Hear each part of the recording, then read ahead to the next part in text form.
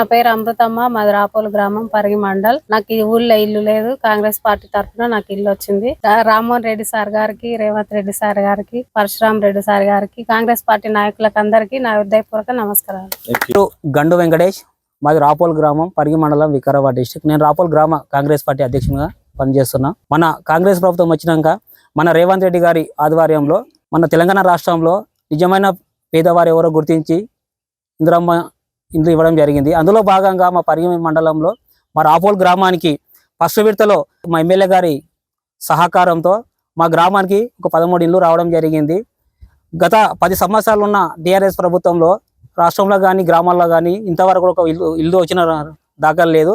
ఈరోజు మన రేవంత్ రెడ్డి గారు వచ్చిన తర్వాత నిజమైన పేదలను గుర్తించి గ్రామంలో ఉన్నటువంటి వారికి ఇల్లు లేనటువంటి వారికి ఇందిరమ్మ కమిటీ సభ్యుల ద్వారా మా పరిగి మండల అధ్యక్షులు పరశురామ్ రెడ్డి గారు సూచనల మేరకు ఈరోజు గ్రామంలో ఉన్నటువంటి పేదలను గుర్తించమని మాకు సలహా ఇవ్వడం జరిగింది.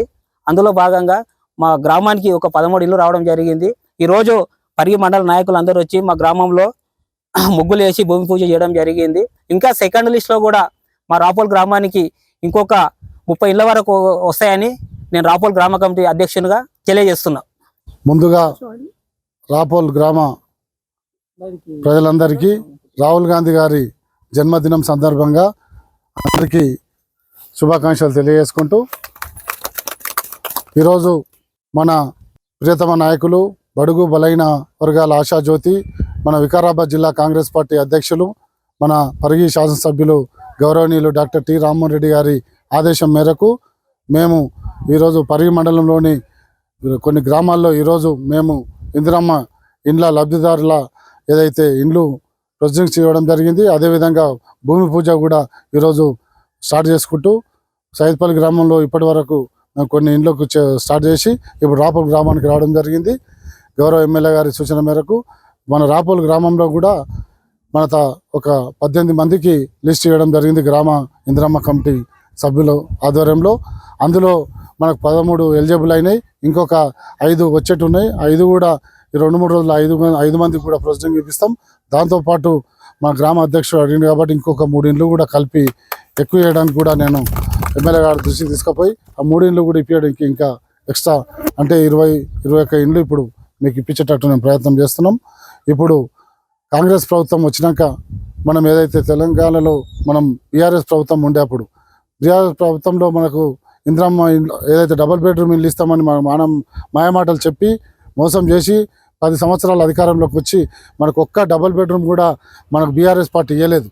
కానీ మనం అప్పుడు కాంగ్రెస్ పార్టీ ఏదైతే 6 గ్యారంటీలు మనము ఏదైతే గడప గడపకు వచ్చి మీ ఇంటింటికి వచ్చి మేము మా కాంగ్రెస్ పార్టీ నాయకులతో కలిసి మనం ఇంటింటికి వచ్చి ఆ యొక్క 6 గ్యారంటీల కార్డు మీకు ఇచ్చినాం.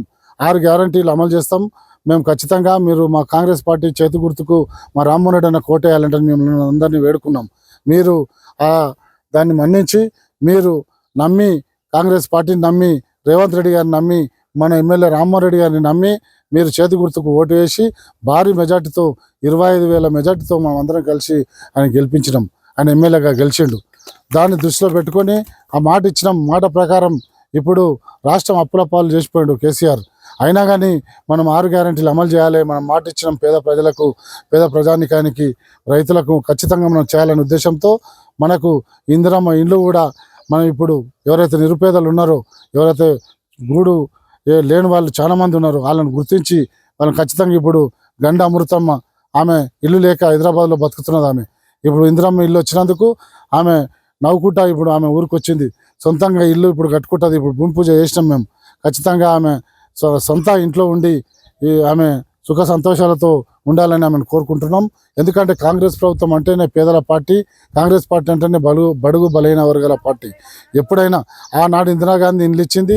తర్వాత రాజశేఖర రెడ్డి గారు ముఖ్యమంత్రి అయినప్పుడు కూడా పెద్ద ఎత్తున పరిగి నియోజకవర్గంలో మన గౌరవ శాసనసభ్యులు రామ్మోహన్ రెడ్డి గారు అప్పుడు ఏ పదవి లేకుండా 42,000 ఇండ్లు పరిగి నియోజకవర్గానికి తీసుకొచ్చి పెద్ద ఎత్తున అప్పుడు ప్రతి గ్రామానికి 200 ఇండ్లు 300 ఇండ్లు ఎన్ని ఇండ్లు అంటే అన్ని ఇండ్లు ఇచ్చినాం. అప్పుడు కూడా ఇవన్నీ ఇందిరమ్మ ఇండ్లు ఇవన్నీ కట్టుకున్నారు. ఇప్పుడు కూడా ఇందిరమ్మ ఇల్లు ఖచ్చితంగా మా గ్రామానికి ఇల్లు కావాలంటున్నాం. ఇంకెక్కువ ఖచ్చితంగా ఎమ్మెల్యే గారి దృష్టికి తీసుకుపోయి మీకు సెకండ్ లిస్ట్లో కూడా మళ్ళీ మీకు ఒక 20-25 ఇండ్లు వచ్చేటట్టు అవి కూడా మేము ప్రయత్నం చేస్తాం.